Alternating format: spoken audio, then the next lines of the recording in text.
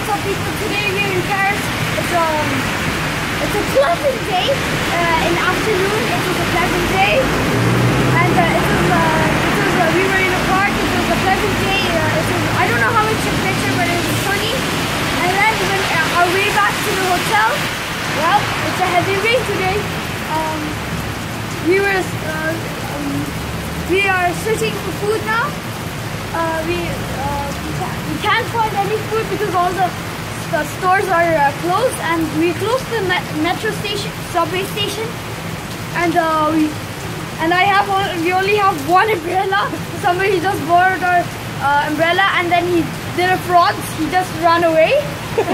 Now me and my dad only have one umbrella, and now we're stuck in someone's under something in a heavy rain.